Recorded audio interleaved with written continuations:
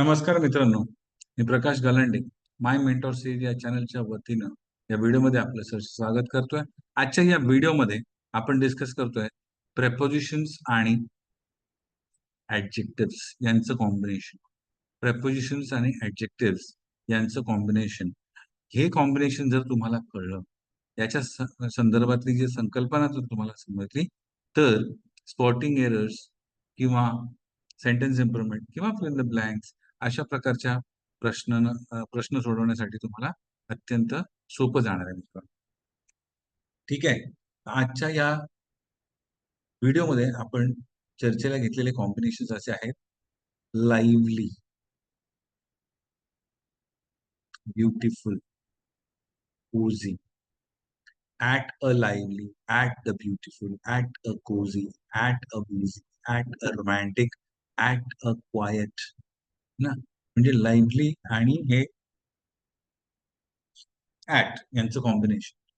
At a busy, at a romantic, at a quiet, at a prestigious, at a luxurious, at a vibrant, at a historic, at a remote, at a stunning, at a modern, at a peaceful, at a noisy, at a quaint. आता हे adjective आणि at या प्रपोजिशनचं combination आहे. हे combination अशा प्रकारे कोणकोणत्या वाक्यामध्ये वापरले जातात तेही आपण बघणार आहोत मित्रांनो.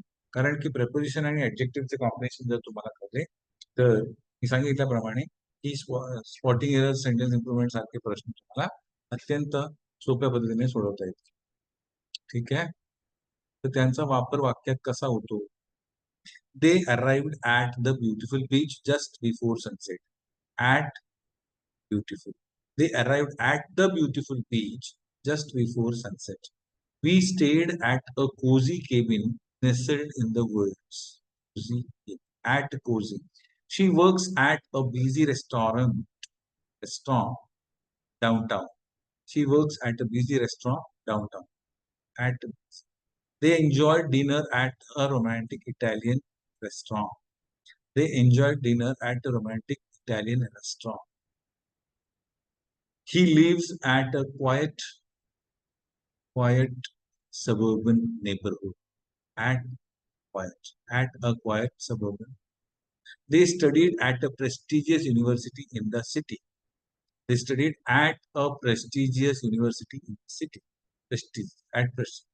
We spent the weekend at a secluded mountain retreat. At a secluded mountain retreat. The conference was held at a luxurious hotel. At a luxurious. She volunteered at a vibrant community center. At vibrant. They attended the concert at a historic amphitheater. Amphitheater.